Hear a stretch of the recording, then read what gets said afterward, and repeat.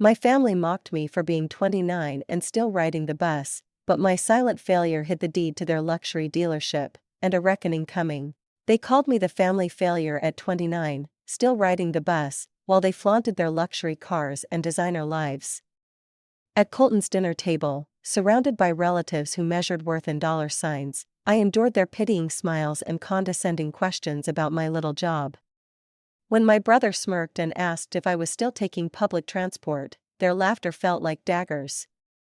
But as they mocked my modest life, I quietly reached into my purse and pulled out a single document that would shatter their smugness forever. The deed to the luxury car dealership where half of them had bought their precious BMWs and Mercedes. They thought my silence meant defeat, yet they had no idea it meant I was calculating. And when you underestimate a woman who's been building an empire in the shadows, the reckoning doesn't come with a roar. It comes with receipts. My name is Laurel Greystone, and I should probably start by telling you that I've never been the kind of person who fits into rooms easily. At 29, I've learned to accept that about myself. Some people walk into a space and command attention without trying, while others, like me, prefer the corners where we can watch, listen, and think. That Tuesday evening in October, as I stood outside my brother Colton's sprawling estate in Millbrook Heights, I reminded myself of exactly that. The invitation had arrived 3 weeks earlier, handwritten on expensive cardstock that probably cost more than my monthly bus pass. Family dinner, it said, time we all reconnected. I hadn't heard from Colton in almost 2 years, not since he'd struck it rich with some cryptocurrency venture that I barely understood. Before that windfall, we'd exchanged maybe a dozen words since our father's funeral 5 years ago. So when his invitation arrived at my modest one-bedroom apartment downtown, I knew it wasn't born from brotherly love or sudden nostalgia. The house before me was a testament to new money trying very hard to look like old money. Georgian columns, manicured hedges, and a circular driveway filled with vehicles that cost more than most people's homes. I smoothed down my navy dress, the nicest thing I owned, and walked toward the front door. My canvas flats made soft sounds against the stone pathway, a stark contrast to the click of expensive heels I could hear from the other guests already inside. I was 45 minutes late, partly because the evening bus had been delayed, and partly because I'd sat on a bench at the corner for 20 minutes, gathering courage. Through the tall windows, I could see figures moving about in what looked like a living room larger than my entire apartment. Crystal chandeliers cast warm light over people who seemed to glow with the kind of confidence that comes from never worrying about rent. The door opened before I could knock. Colton stood there, and for a moment I saw a flash of the boy I'd grown up with before his practiced smile slid into place. He was wearing a suit that probably cost more than I made in 3 months, his dark hair styled perfectly, his wedding ring catching the light. "Laurel," he said, and there was something in his voice I couldn't quite identify. "You made it." Traffic was terrible, I lied, because saying I'd taken 2 buses and walked 6 blocks seemed like starting the evening on the wrong foot. He stepped aside to let me in, and I was immediately struck by the marble foyer with its sweeping staircase and abstract art that looked like it belonged in a museum. The sound of laughter and conversation drifted from deeper in the house, along with the scent of something expensive being served for dinner. "Everyone's in the living room," Colton said, his hand on my elbow guiding me forward. "They're excited to see you." I doubted that, but I followed him anyway. The living room was exactly what I'd glimpsed from outside, only more overwhelming up close. Persian rugs covered gleaming hardwood floors, and the furniture looked like it had been featured in architectural magazines. About a dozen people were scattered around the space, drinks in hand, engaged in animated conversations that paused when I entered. "Look who finally decided to join us," Colton announced, and every head turned toward me. I recognized most of them, though they'd all changed in the years since I'd seen them last. There was Aunt Marjorie, my father's sister, wearing what looked like a designer pantsuit and enough jewelry to fund a small business. Her husband, Preston, stood beside her, still carrying himself with the authority of someone who'd made his fortune in real estate and never let anyone forget it. Their son, Tanner, 2 years younger than me, had clearly inherited his father's confidence along with his mother's sharp features. He wore his Ivy League education like a badge, and I could see him sizing me up from across the room. Then there were the cousins from my mother's side, faces I barely remembered, but who seemed to remember me perfectly. They clustered together near the fireplace, designer handbags at their feet, wine glasses in their manicured hands. "Laurel, darling," Aunt Marjorie approached me with air kisses that didn't quite touch my cheeks. "You look, well." The pause before well spoke volumes. "Thank you," I replied. "Your home is beautiful, Colton." "Oh, this old place," he said with false modesty. "We're actually thinking of upgrading soon. The market's been incredible." Preston nodded approvingly. "Smart move." I told him last month, never settle when you're riding a wave like this. I accepted a glass of water from a server who appeared at my elbow and found a spot near the window where I could observe without being the center of attention. The conversations resumed around me, topics flowing from vacation homes in the Hamptons to private schools for children I didn't know existed, to investment opportunities that made my head spin. "So, Laurel," Tanner approached me with a smile that didn't reach his eyes. "Colton tells us you're still in the city. What kind of work are you doing these days?" The way he said work made it sound quaint, like a hobby I'd picked up. "I'm in automotive sales," I said simply. "Oh, how interesting," Marjorie chimed in from nearby. She'd clearly been listening. "Like at one of those big dealerships?" "I imagine the commission can be quite good." "Something like that," I replied, taking a sip of my water. "Do you enjoy it?" This from a cousin whose name I couldn't remember, but who was wearing a watch that probably cost more than my yearly salary. There's something satisfying about helping people find exactly what they need. Tanner laughed, not unkindly, but not kindly either. "I bet. Though I have to ask, and forgive me if this is too personal, but are you still renting that little place downtown?" The room had grown quieter, though people were pretending not to listen.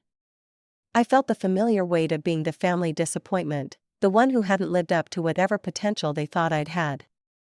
"I am," I said. "It suits my needs." "Of course it does," Marjorie said warmly, but there was pity in her eyes. "Not everyone needs to own property. Renting can be so much simpler." Preston nodded sagely. "Less responsibility. Some people are just more comfortable that way." The conversation moved on, but I caught the glances, the small smiles, the way they seemed to file away this information about poor Laurel who still rented and worked in sales. Dinner was announced, and we moved to a dining room that belonged in a palace, with a table that could seat 20 and enough silverware to confuse a diplomat. I found myself seated between a cousin who worked in marketing and Tanner, who seemed determined to draw me into conversations that highlighted how different our lives had become. He talked about his law firm, his recent promotion, his plans to buy a weekend house in Vermont. I listened and responded when necessary, but mostly I watched. It was during dessert that Colton delivered the blow I'd been expecting all evening. "You know, Laurel," he said, his voice carrying across the table, "I was just thinking on the drive over tonight about how far we've all come. Remember when we were kids and you used to say you'd never need a car because buses were more environmentally friendly?" A few people chuckled. I remembered no such conversation, but I smiled anyway. "Still riding the bus everywhere," he continued, and now the whole table was paying attention. "It's so admirable how you stick to your principles." The laughter that followed wasn't cruel exactly, but it wasn't kind either. It was the laughter of people who found my life choices quaint and slightly pitiable. I felt heat rise in my cheeks, but I kept my expression neutral. "Public transportation has its advantages," I said calmly. "Oh, absolutely," Marjorie agreed. "So much more affordable than car payments and insurance and all those expenses, and parking in the city, nightmare," Preston added, though I have to say. Tanner leaned forward. "There's something to be said for having your own wheels. Freedom, you know, independence." I nodded as if considering this profound observation while inside something cold and determined settled in my chest. They had no idea. For the past 2 years, while they'd been posting Instagram photos of their luxury purchases and humble bragging about their success, I'd been building something real, something lasting, something that would outlast their crypto windfalls and trust fund safety nets. I let them laugh. I let them pity me. I sipped my water and smiled at their jokes about my little job and my modest lifestyle. Because in my purse, folded neatly in an envelope, was a document that would change everything: the deed to Luxide Motors, the fastest growing luxury car dealership in the tri-state area. The same dealership where Colton had bought his BMW 3 months ago, strutting around the showroom like he owned the place, never knowing that the quiet woman who'd handled his paperwork was his sister, the same sister he was mocking now. As dessert plates were cleared and the conversation turned to plans for the holidays, I reached into my purse. My fingers touched the envelope and I felt a smile tug at the corners of my mouth. "You know," I said, my voice cutting through the chatter, "speaking of cars, I have something interesting to share." I pulled out the deed and placed it gently on the table in front of me. The conversation died. "Funny thing," I continued, looking directly at Colton. "I just bought the place where you got your BMW." The silence that followed my revelation stretched for what felt like hours, but was probably only seconds.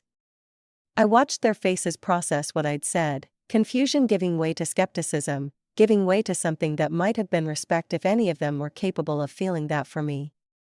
But to understand how we got to that moment, I need to take you back 2 years to a Tuesday morning in March when my life fell apart and then slowly, quietly began to rebuild itself into something stronger. I'd been working as a marketing coordinator for a mid-sized consulting firm downtown. It wasn't glamorous work, but it paid the bills and let me use the skills I'd developed in college before student loans and real life had forced me to take whatever job I could find.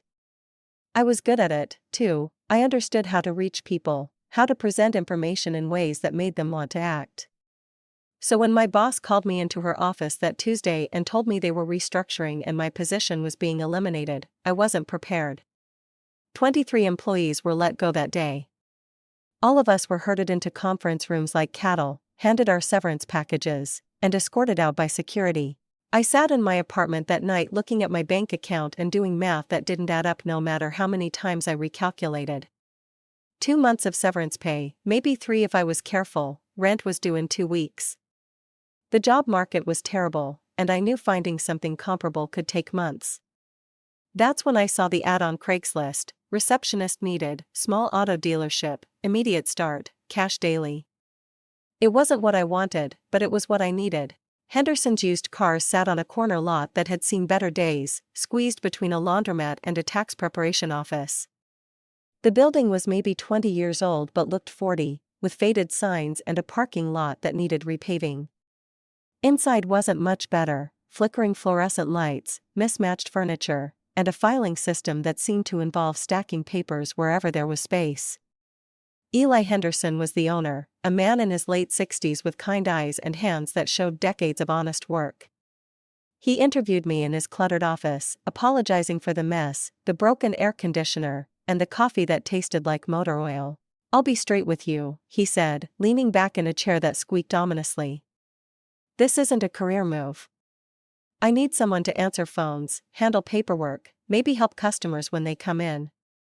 It's not glamorous and the pay isn't great, but I'm honest and I pay on time." I liked him immediately.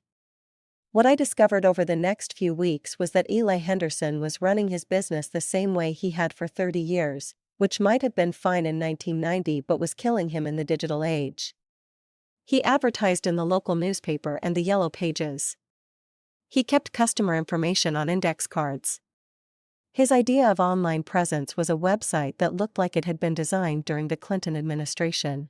But the man knew cars. He could diagnose problems by sound, spot a lemon from across a lot, and had a reputation for honesty that kept longtime customers coming back. The problem was longtime customers were literally dying off, and new ones couldn't find him. I started small. During slow times, I reorganized his filing system. I created a simple spreadsheet to track inventory and sales. I convinced him to let me take better photos of the cars and post them on Craigslist with detailed descriptions instead of "good car, runs great, 3,000 OBO. "You don't have to do all this," Eli said one day, finding me staying late to update his records. "I'm paying you to answer phones." "I know," I said, "but I like solving problems, and you have a lot of problems." He laughed at that, but he let me keep working. Within 6 weeks, we were getting calls from customers who'd found us online. I set up a simple Facebook page and started posting photos of our inventory. I researched comparable vehicles and helped Eli price his cars more competitively.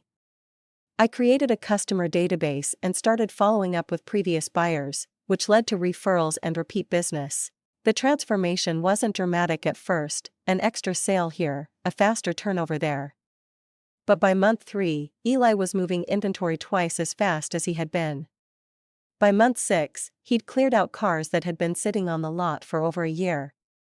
"I don't understand what you're doing," he said one afternoon, looking at the sales reports I'd started generating.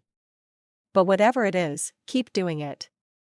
What I was doing was applying everything I'd learned in my previous job to a business that desperately needed it. I was treating customers like human beings instead of walking wallets. I was using data to make decisions instead of relying on gut feelings. I was bringing a 30-year-old business into the 21st century, and I was learning. Every evening after work, I went home and researched. I read about automotive sales, digital marketing, customer relationship management. I took online courses in business finance and inventory management. I studied successful dealerships and figured out what they were doing that we weren't.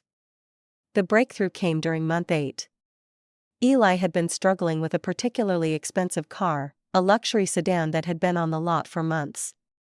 It was a good car, but the price point was higher than most of his customers were looking for. "Maybe I should just take a loss on it," he said one morning, staring at the vehicle like it had personally offended him. "Or maybe we're marketing to the wrong people," I suggested. I spent that weekend creating a targeted social media campaign, focusing on professionals in nearby suburbs who might be looking for a reliable luxury vehicle at a fraction of the new car price. I wrote detailed posts about the car's features, its maintenance history, its value proposition. I boosted the posts to reach people within a 30-mile radius who had expressed interest in similar vehicles. The car sold within a week to a doctor from Westchester who drove down specifically to see it. "You doubled my profit on that sale," Eli said, shaking his head in amazement, "just by putting it in front of the right people." "That's what marketing is," I replied. "Finding the people who need what you have and showing them why they need it." That's when he made me an offer that changed everything. "I've been thinking," he said one Friday evening as we locked up. "You're doing more than receptionist work. Hell, you're doing more than sales work. You're running half this business, and you're doing it better than I ever did." I waited, not sure where this was going. "I'm 67 years old, Laurel. My wife keeps asking when I'm going to retire, and honestly I've been asking myself the same question, but I couldn't figure out how to leave this place without watching it die." He pulled out a folder I'd never seen before. "I want to offer you a partnership, 25% to start, with the option to buy more shares over time. You'd be handling all the marketing, customer relations, and business development. I'd focus on what I do best, evaluating cars, managing the lot, working with suppliers." I stared at the paperwork, my heart racing. 25% of a business that was finally turning a real profit, a chance to build something instead of just working for someone else. "I can't pay you what it's worth up front," Eli continued. "But we can structure it so you earn your shares through sweat equity and a percentage of the increased profits. What do you say?" What I said was yes. The next year was a blur of 18-hour days, learning curves that felt more like learning cliffs, and small victories that added up to something significant. I expanded our online presence, developed relationships with automotive auction houses, and created a customer service experience that had people referring their friends and family. We rebranded slightly, updating our signs and our image while keeping Eli's reputation for honesty at the center of everything we did. I negotiated better deals with suppliers, implemented a more sophisticated inventory management system, and started tracking metrics that helped us make smarter decisions about what to buy and how to price it. But I also learned something else during that year. I was good at this. Not just the marketing and the customer service, but the business itself. I understood the rhythm of buying and selling, the psychology of customers, the economics of the automotive industry. I had found something I was not just competent at, but genuinely talented at. Meanwhile, my family continued their lives completely unaware of what I was building. Colton posted photos of his crypto portfolio and his expensive purchases. Tanner shared updates about his law firm and his networking events. They were making noise about their success while I was quietly building something real. I lived in the same modest apartment, took the same buses, wore the same simple clothes. Every dollar I made went back into learning, improving, and eventually investing in the business. I could have bought a car months earlier, but I chose not to, partly because I was reinvesting everything, but partly because I wanted to remember what it felt like to be underestimated. When Eli decided to retire 18 months later, he offered to sell me the remaining 75% of the business. By then we had tripled our revenue and built a customer base of over 2,000 people. I had saved every penny I could, secured a business loan, and had a detailed plan for expansion. The day I became the sole owner of what would soon become Luxide Motors was the same day I decided to completely rebrand and reposition the business. Instead of competing in the used car market, we would focus on certified pre-owned luxury vehicles. Instead of being a neighborhood lot, we would serve the entire tri-state area. I spent months researching luxury car buyers, understanding their concerns, their preferences, their shopping behaviors. I developed a white-glove service experience that treated every customer like they were buying a new Rolls-Royce instead of a 3-year-old BMW. I created partnerships with luxury car manufacturers, obtained certifications that let us offer extended warranties, and built a reputation for selling only the highest quality vehicles. The transformation took 8 months, during which I worked 7 days a week and learned more about business than I had in my entire previous career. When we reopened as Luxide Motors, we had a completely redesigned showroom, a sophisticated online presence, and an inventory of carefully selected luxury vehicles that would appeal to discerning customers. The first month we sold 12 cars. The second month, 18. By month 6 we were moving 30 to 40 vehicles per month and had a waiting list of customers looking for specific models. 3 months ago, a competent young man walked into my showroom and fell in love with a midnight blue BMW that I had just acquired from a lease return. He paid cash, treated my sales associate like hired help, and bragged about his latest crypto windfall while the paperwork was being processed. I watched him from my office, remembering the boy who used to build forts with me in our backyard before life and family expectations and different definitions of success had driven us apart. He never looked toward the office. He never asked who owned the dealership. He just signed his papers and drove away in his new car, never knowing that the quiet sister he pitied had sold it to him. The silence at Colton's dinner table stretched until it became uncomfortable, then awkward, then almost unbearable. I watched their faces as they processed what I had just revealed, some of them picking up the deed to examine it more closely, others simply staring at me as if I'd suddenly sprouted wings. Aunt Marjorie was the first to recover, and her response was exactly what I'd expected. "Well," she said, her voice carefully measured, "that's quite a coincidence, though I suppose there must be some explanation." She paused delicately. "Perhaps it was inherited, or maybe you're part of an investment group." The implication was clear. There was no way quiet, bus-riding Laurel could have actually earned something like this on her own. I felt the familiar sting of their assumption, but this time it was tempered by something else, a calm confidence that came from knowing exactly what I was worth. "Actually," I said, setting down my water glass, "I built the business from the ground up over the past 2 years. Started as a receptionist at a failing used car lot and turned it into the fastest-growing luxury dealership in the region." Tanner leaned forward, his lawyer instincts kicking in. "That's quite a story, Laurel. I have to say, it seems almost too good to be true." The luxury car market is incredibly competitive, especially for independent dealers. "It is competitive," I agreed, "which is why most dealers focus on volume and price. We focus on experience and service. Our customers pay more because they get more." "And you did this all yourself?" Preston asked, his real estate developer mind clearly skeptical. "No investors, no family money?" I almost laughed at the irony of that question coming from him. "Every dollar came from revenue and a business loan I qualified for based on our performance metrics. I can show you the financials if you're interested." The offer hung in the air, and I watched Preston weigh his curiosity against his ego. He wasn't used to being challenged by people he considered beneath him, and certainly not by family members he'd written off as failures. That won't be necessary, he said finally, but I could see the wheels turning behind his eyes. Colton had been unusually quiet since my revelation, and I could see him struggling to reconcile the sister he thought he knew with the woman sitting across from him. Finally he spoke. I remember that place, he said slowly. Henderson's, right? It was a dump when I drove by it a couple years ago. It was, I confirmed. Eli Henderson had been running it the same way for 30 years. Good man, great reputation, but no idea how to reach customers in the digital age. And you transformed it. We transformed it together. Eli knew cars better than anyone I've ever met. I knew marketing and customer service. It turned out to be a good combination.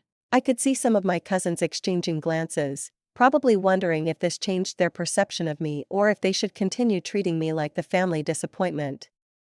Marjorie, however, wasn't ready to let go of her narrative. Well, it's certainly ambitious, she said, the word ambitious carrying just enough condescension to sting. I do hope you have good legal and financial advice. Small businesses can be so volatile. Though I appreciate the concern, I replied. The conversation moved on after that, but the dynamic in the room had shifted. People were looking at me differently, some with curiosity, others with what might have been respect, and a few with something that looked uncomfortably like calculation. After dinner, as people mingled in the living room with coffee and after-dinner drinks, I found myself in several smaller conversations that revealed more about my family than the previous 2 years of silence had. Ivy, one of my younger cousins, approached me near the fireplace. She was probably 26, married to a man I'd met briefly earlier who worked in finance, and she'd always seemed like one of the more grounded members of our extended family. Laurel, she said quietly, can I ask you something personal? I nodded, curious about where this was going. When you were building your business, were you ever scared? Like terrified that you were making a huge mistake? There was something in her voice that made me look at her more carefully. Behind the designer dress and the perfect makeup, I could see strain around her eyes, tension in the way she held her shoulders. Every single day, I said honestly, especially in the beginning. I'd wake up at 3 in the morning wondering if I was delusional to think I could make it work. But you kept going anyway. I kept going anyway, sometimes because I believed in what I was building, and sometimes just because I didn't know what else to do. She nodded, and I could see her processing this. It's just, everyone makes it look so easy, you know? Like success is just something that happens to some people and not others. Success is mostly just not quitting when things get hard, I said. And things get hard a lot. She smiled, but it didn't reach her eyes. Thank you for being honest about that. Later I found myself in conversation with Tanner, who had cornered me near the kitchen. His approach was more direct than his mother's passive aggression, but just as revealing. I have to admit, I'm curious about your business model, he said, though his tone suggested skepticism more than genuine interest. The luxury car market has pretty established players. How does a small independent dealer compete with the big franchises? By not trying to be them, I replied. The big dealers have advantages we can't match, brand recognition, advertising budgets, volume discounts, but they also have disadvantages we don't have. They're big, which means they can't provide personalized service. They can't be flexible on terms or creative with solutions. They have to follow corporate policies that might not serve individual customers well. Tanner nodded as if this made sense, but I could see him filing away information for some purpose I couldn't identify. And you found enough customers who value that personalized approach to build a sustainable business? More than enough. Our biggest challenge now is finding inventory fast enough to meet demand. Interesting, he said, though something in his expression suggested he found it more concerning than interesting. It was Preston who made the offer I'd been half expecting all evening. Laurel, he said, approaching me as I was getting ready to leave, I've been thinking about our conversation earlier. You've clearly got good instincts for business, and I have to say I'm impressed by what you've accomplished. I waited, knowing there was more coming. I'm always looking for smart people to work with, especially family. If you're ever interested in expanding or maybe diversifying into real estate investment, I'd be happy to discuss some opportunities. The offer was smoothly presented, but I could see through it easily enough. Preston was used to being the successful one in the family, the one other people came to for advice and opportunities. My unexpected success had disrupted that dynamic, and he was trying to reassert his position by offering to help me. "That's generous of you," I said carefully, "but I'm pretty focused on growing what I've already built. Maybe in a few years when things are more established." His smile tightened slightly, the response clearly not what he'd hoped for. Of course, though I should mention timing can be everything in business. Opportunities don't always wait for us to be ready. It sounded like friendly advice until I heard the undertone, the subtle suggestion that turning down his offer might be a mistake I'd regret. The evening finally wound down, and I found myself standing in Colton's foyer again, this time with several family members offering lukewarm congratulations and vague promises to stay in touch.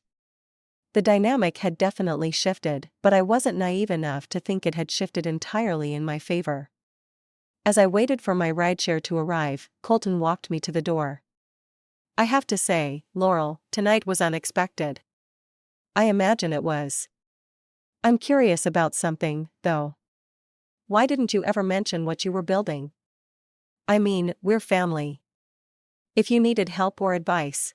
I turned to look at him directly. "When was the last time you asked me how I was doing?" Colton really asked, not just made conversation at a funeral or sent a Christmas card.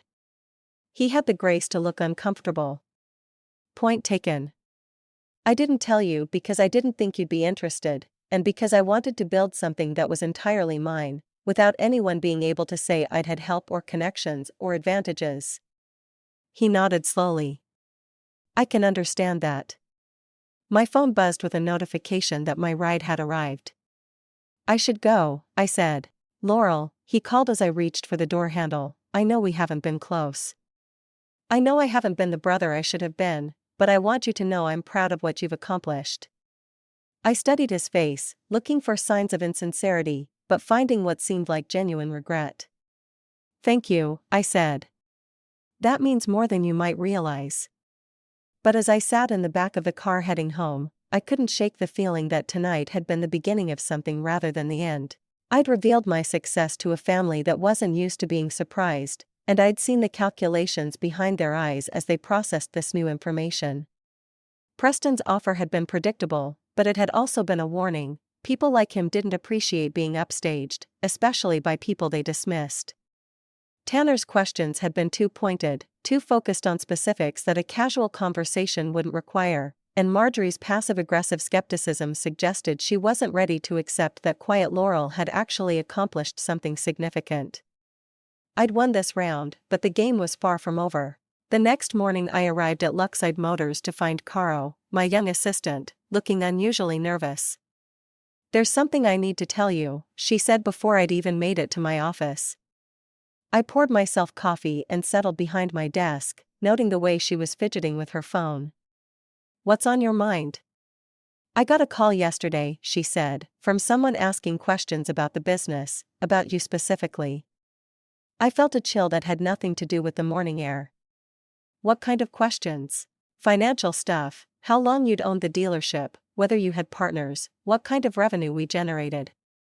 They said they were from a trade publication doing a story about successful women in automotive. But they knew too much already, like they'd done research before they called, and they asked really specific questions about our inventory management system and our customer database. I leaned back in my chair, my mind racing. "Did you tell them anything?" "Just the basic stuff that's already public, when we rebranded, how long we've been in business. But I got uncomfortable and said they'd have to talk to you directly for anything else." "Good. Did they leave contact information?" "They said they'd call back." I spent the rest of the morning thinking about that phone call and about the looks I'd seen around Colton's dinner table the night before. Someone was asking questions about my business, and the timing felt too coincidental to ignore. That afternoon I got my answer when Eli stopped by the dealership. "Laurel," he said, settling into the chair across from my desk with a serious expression, "I need to tell you something, and you're not going to like it." I waited. "I got a call this morning from my son, Danny. You remember Danny? He moved to Phoenix a few years back, works in commercial real estate now. I nodded, remembering the tall, quiet man who'd helped with some of the dealership's paperwork during the ownership transition. Someone approached him yesterday, offered to buy the small percentage of the business he still owns, the 5% I gave him as part of my retirement planning. My blood went cold. Someone local? That's the thing. Danny said the man was very well dressed, very professional, claimed to represent a group of investors interested in acquiring successful independent dealerships, but he knew details about our business that aren't public information. What kind of details? Our exact revenue figures from last year, the terms of your loan, the specifics of our inventory rotation system. Eli's expression was grim. The kind of information someone would need if they were planning to make a competitive offer for the whole business. I felt pieces of a puzzle clicking into place in my mind, the questions Tanner had asked about my business model, Preston's pointed comments about timing and opportunities, the mysterious phone call to Caro. Did Danny sell? Hell no. He called me first and I told him to tell them the shares weren't for sale at any price. But Laurel, this feels like the beginning of something, not the end. I agreed.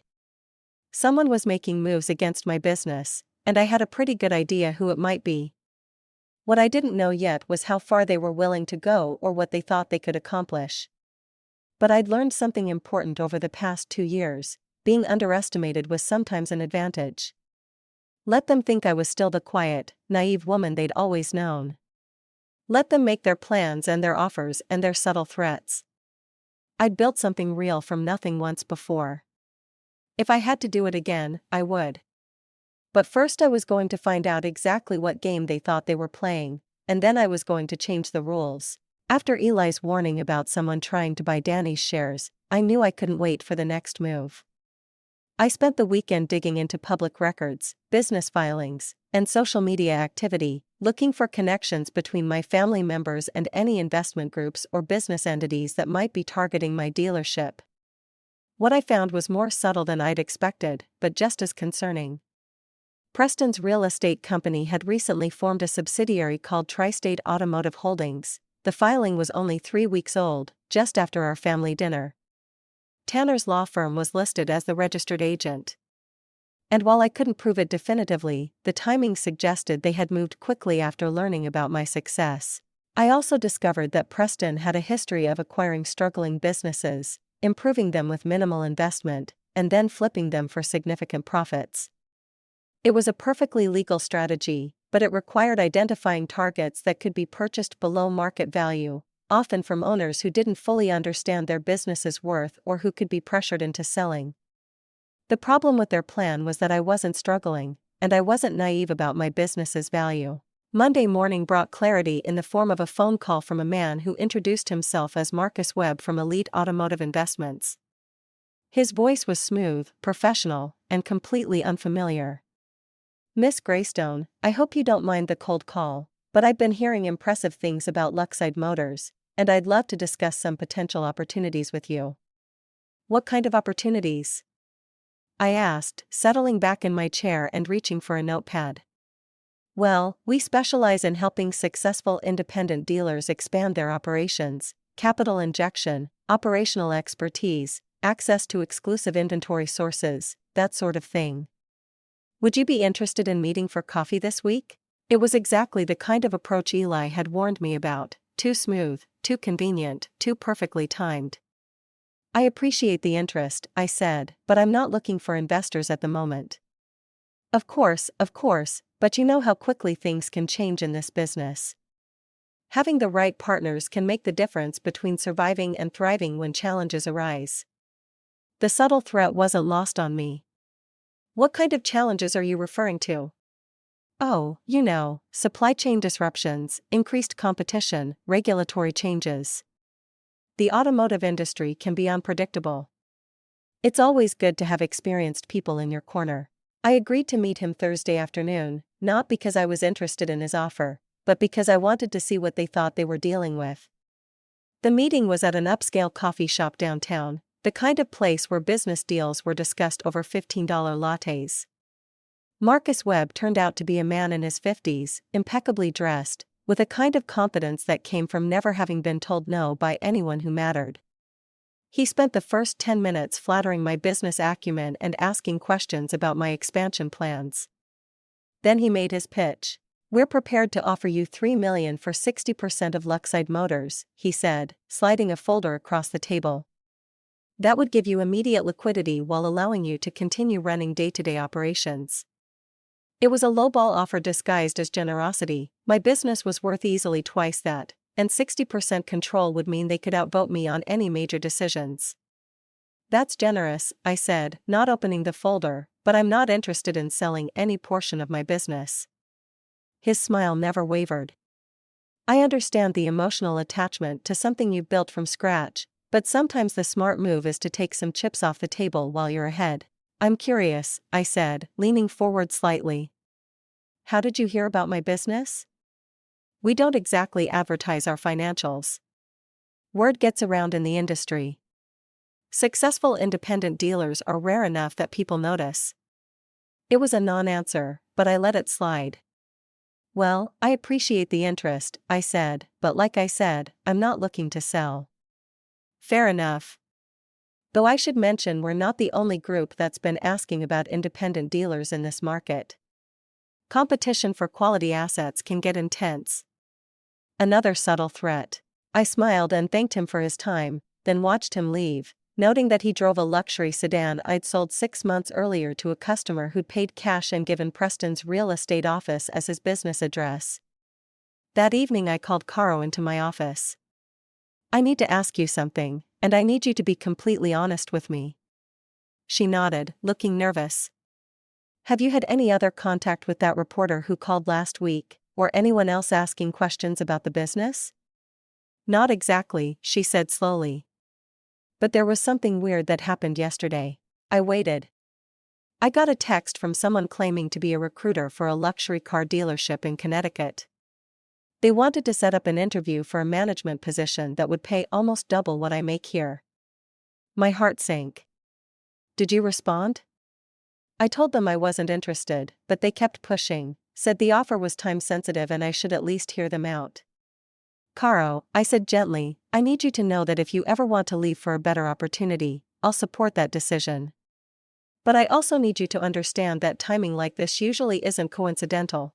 She looked confused, so I explained what I'd discovered about the attempted buyout, the mysterious investors, and the connection to my family. "Oh my God," she said when I finished.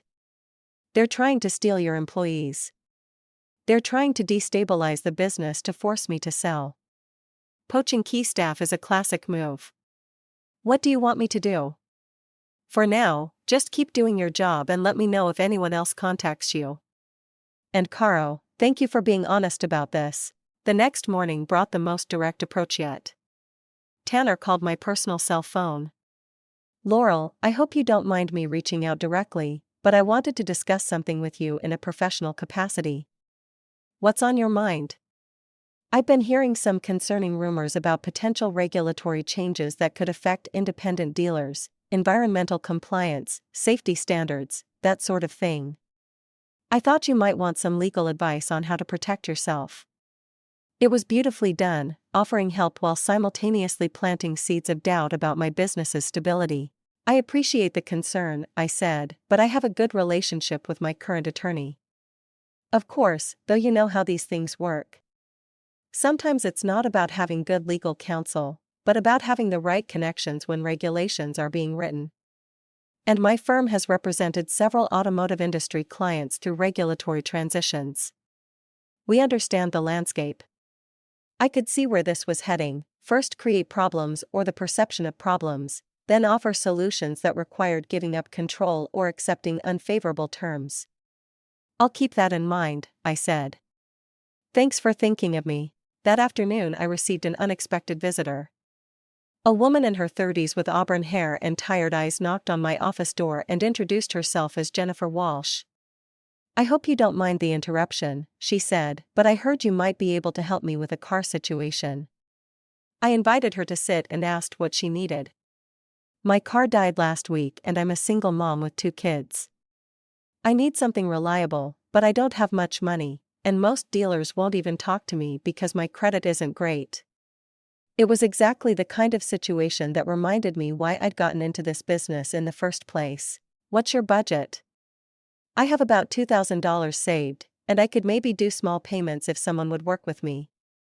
I spent an hour with Jennifer reviewing her situation and showing her a few vehicles that might work. We found a reliable sedan that needed minor cosmetic work but was mechanically sound. I arranged financing through a credit union that specialized in helping people rebuild their credit. And by the time she left, she had keys to a car that would serve her family well. It was exactly the kind of transaction that larger dealerships couldn't or wouldn't handle, and it reminded me why I'd chosen to build my business the way I had. That evening, as I was locking up, my phone rang. The caller ID showed Eli's number, but when I answered it was a voice I didn't recognize. Miss Greystone, this is Detective Rodriguez with the city police. Mr. Henderson asked me to call you. There's been an incident at his house. My blood went cold. What kind of incident? Break-in, but nothing was taken. Mr. Henderson is fine, but he's pretty shaken up. The strange thing is they only seemed interested in his home office. Papers were scattered around, but electronics and valuables weren't touched. I knew immediately what they'd been looking for: any remaining documents related to the dealership sale, financial records, or other information that could be used against me. I'll be right there, I said. I found Eli at his kitchen table with a cup of coffee and a grim expression. He looked older than I'd ever seen him. They were looking for something specific, he said without preamble. Went straight to my filing cabinets, pulled out anything related to the business sale. Left everything else alone. Did they find anything useful? Nothing they didn't already have. Most of the important stuff was transferred to your files months ago. He looked up at me with concern. Laurel, this is escalating. Maybe you should consider taking that offer and getting out while you can. Absolutely not, I said, sitting across from him.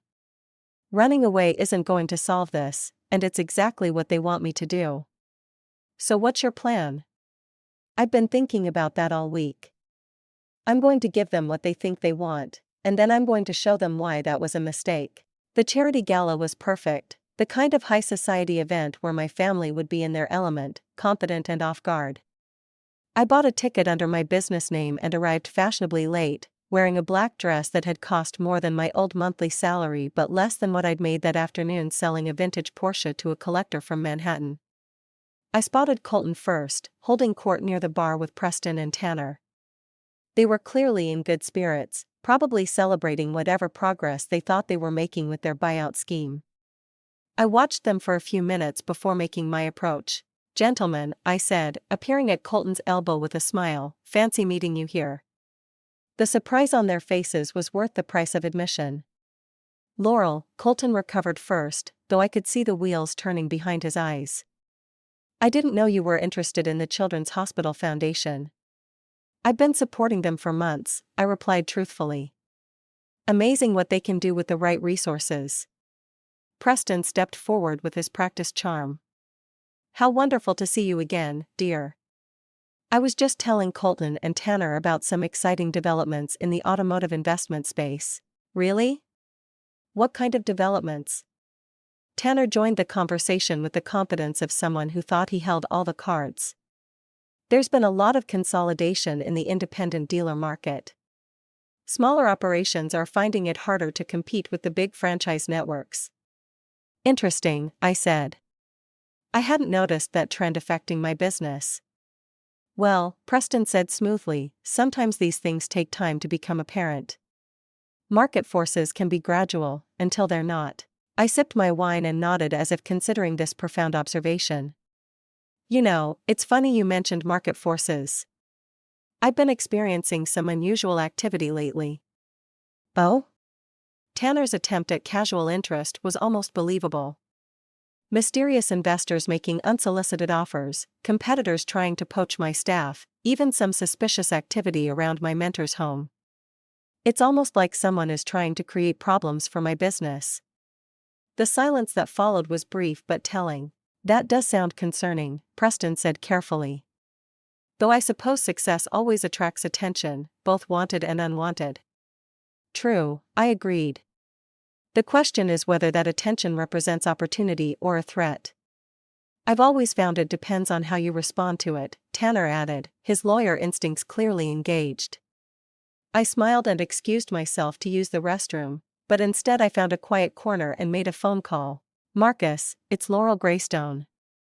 I've been thinking about your offer, and I'd like to discuss it further. Can you meet tomorrow afternoon? When I returned to the party, I made sure to spend time talking with other guests, particularly those in the automotive and business communities. By the time I left, I'd planted seeds of information that would reach the right ears by morning. The next afternoon I sat across from Marcus Webb again, this time with a folder of my own. I have to admit, you were right about market pressures, I began. Things have gotten more complicated than I expected. His eyes lit up with the confidence of a predator sensing wounded prey. I'm glad you reached out, he said. Though I should mention, given some recent developments in the market, our terms have adjusted slightly. He slid a new folder across the table. This time the offer was $2.5 million for 70%. I understand, I said, opening the folder and pretending to review the terms, though I do have some questions about the structure.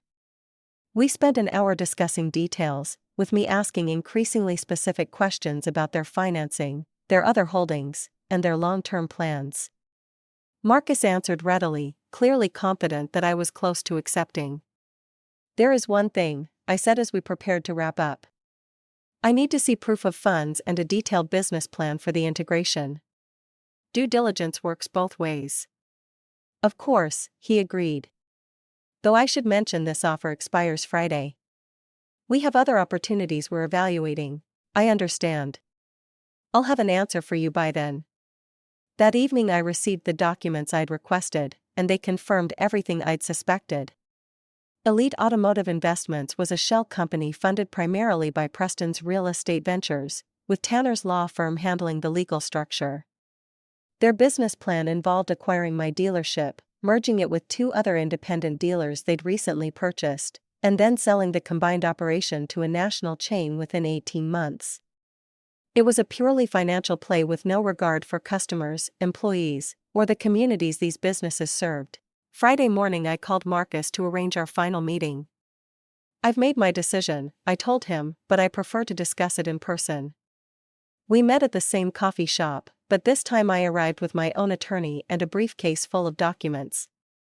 Before we discuss your offer, I said, placing a thick folder on the table, I thought you might be interested in seeing what due diligence looks like when it's done properly.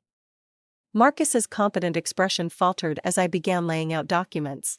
Elite Automotive Investments, incorporated 3 weeks ago with Preston Greystone as the primary investor.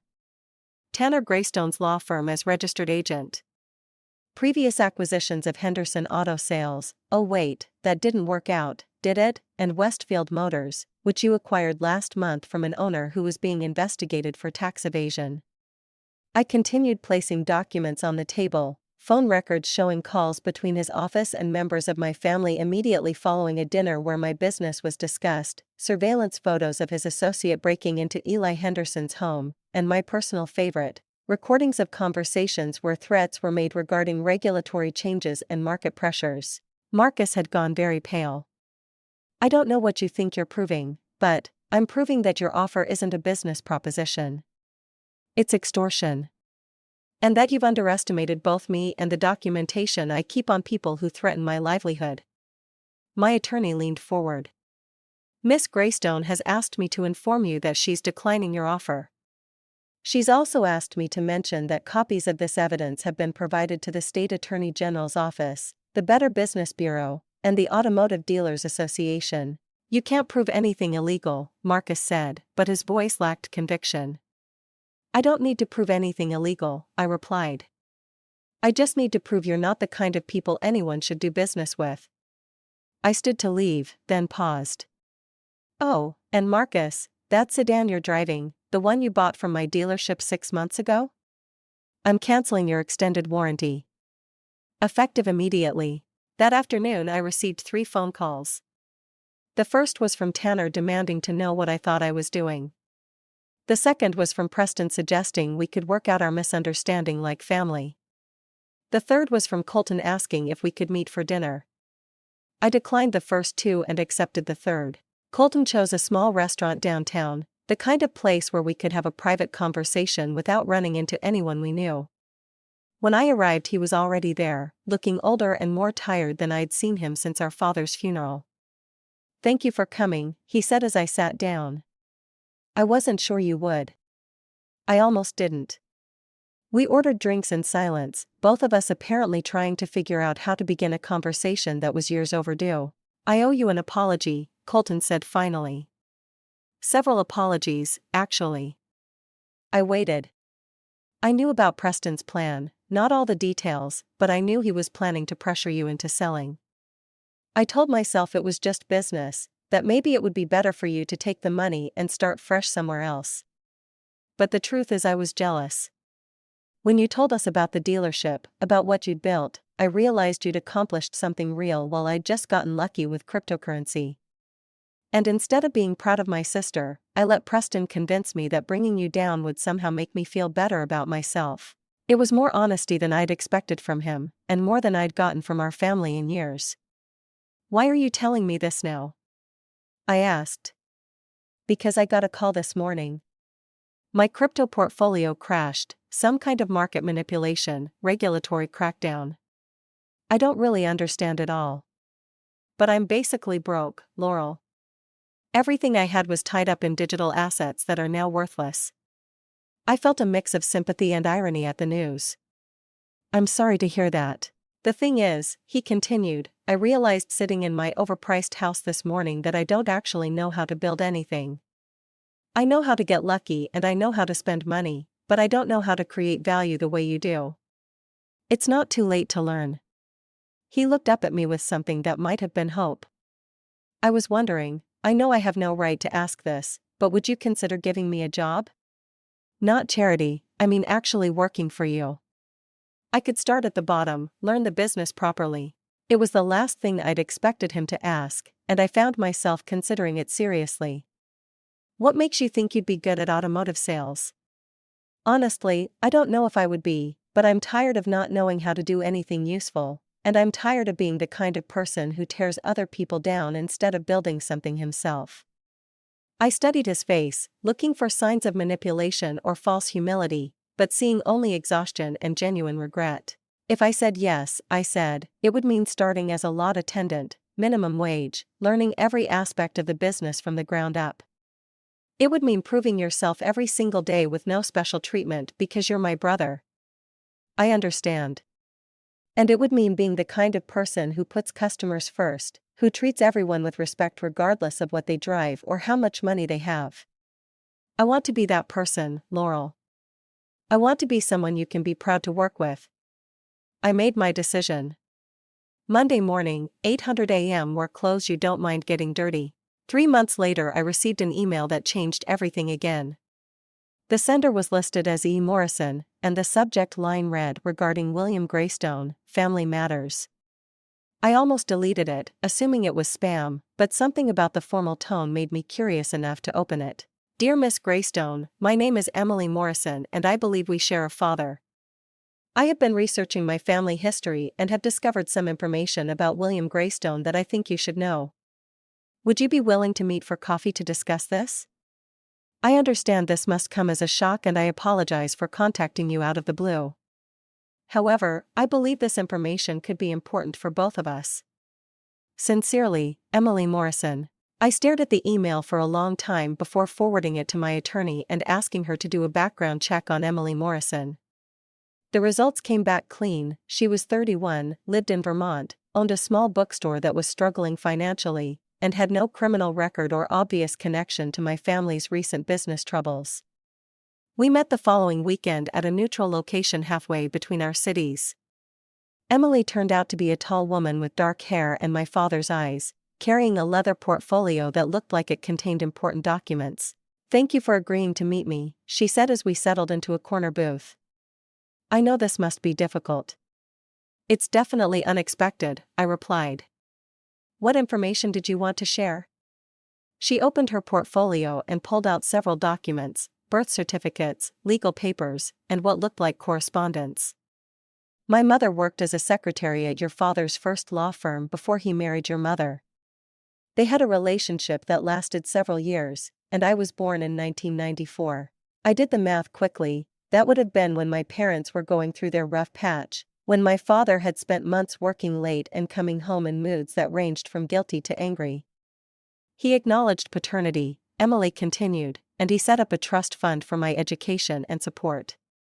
But the terms were very specific. The money could only be used for school and basic living expenses, and it would be terminated if I ever attempted to contact his legitimate family. But you're contacting me now because the trust was tied to property that I've recently learned was sold without my knowledge. The land in upstate New York that was supposed to secure my inheritance was quietly transferred to Preston Greystone 5 years ago, around the time of your father's death. I felt pieces clicking into place. Preston is our uncle, who apparently decided that honoring my father's wishes wasn't in the family's best interest. She showed me the documentation, legal papers that proved our father had intended for her to inherit a substantial sum and evidence that Preston had manipulated the probate process to redirect those assets to himself. I'm not looking for a handout, Emily said quickly. I just want what was legally mine, but I can't afford to fight Preston's lawyers on my own. I looked at this half-sister I'd never known existed, thinking about families and loyalty and the difference between blood relations and people who actually cared about each other. How much are we talking about? According to the original trust documents, about $400,000 plus interest. It was a significant sum, enough to save her bookstore and provide real financial security. It was also money that Preston had essentially stolen from both of us. I'll help you, I decided. Not just with legal fees, but with Preston. It's time someone in this family faced consequences for taking what doesn't belong to them. The legal battle took 6 months, during which I got to know Emily and discovered that she had inherited not just our father's eyes but his sense of justice and his stubborn refusal to back down from a fight. Her bookstore was exactly the kind of community-centered business I respected, not particularly profitable, but providing real value to people who needed it. When we finally won the settlement, forcing Preston to repay the inheritance plus penalties and interest, Emily did something that surprised me. She used half the money to expand her bookstore into a community center offering literacy programs and small business workshops. The other half she invested in a fund to help other independent bookstores survive in the digital age. I learned something from watching what you built, she told me as we celebrated the victory. Money is just a tool. What matters is what you build with it. By then Colton had worked his way up to junior sales associate, and I was proud to discover that he was genuinely good at helping customers find the right vehicles for their needs. He'd learned to listen more than he talked, and customers responded to his authenticity. Preston, meanwhile, had been forced to sell most of his real estate holdings to cover the legal settlement and the failed automotive investment scheme. Tanner's law firm was facing disciplinary action for their role in the attempted extortion, and Marcus Webb had quietly disappeared from the investment scene altogether. On a warm evening in October, almost exactly 1 year after that first family dinner, I found myself back at Colton's house, but this time it was for a different kind of gathering, a celebration of Emily's community center opening, hosted by my brother who had learned the difference between showing off and sharing success. The guest list was smaller but more meaningful. Eli was there with his wife, beaming with pride at what his old dealership had become. Caro had brought her new boyfriend, a teacher who appreciated that she worked for someone who valued loyalty over profit. Jennifer Walsh, the single mother I'd helped with a car, had become a friend and was there with her 2 children who were thriving in their new stability. As I stood in the garden behind the house, watching people who had become my chosen family, I thought about the journey from that first dinner to this one. I'd started the year as the family disappointment and ended it as someone who had learned that the most important victories weren't about proving other people wrong, but about building something worth being right about. My phone buzzed with a text from a potential customer who'd found my dealership online and wanted to schedule an appointment. As I typed back a response offering to meet with them first thing Monday morning, I realized that this was what success actually looked like, not the moment when everyone finally acknowledged what I'd accomplished, but all the quiet moments when I got to help people solve problems and build better lives. I'd started with nothing but determination and ended with something that would outlast any family drama or business rivalry. I'd built a legacy that wasn't about proving I was better than the people who'd underestimated me, but about becoming the kind of person who helped others discover what they were capable of building themselves. They'd laughed when I walked into that first dinner, but I hadn't needed to roar to make them listen. I just built quietly, steadily, until they had no choice but to hear me. And in the end, that had made all the difference.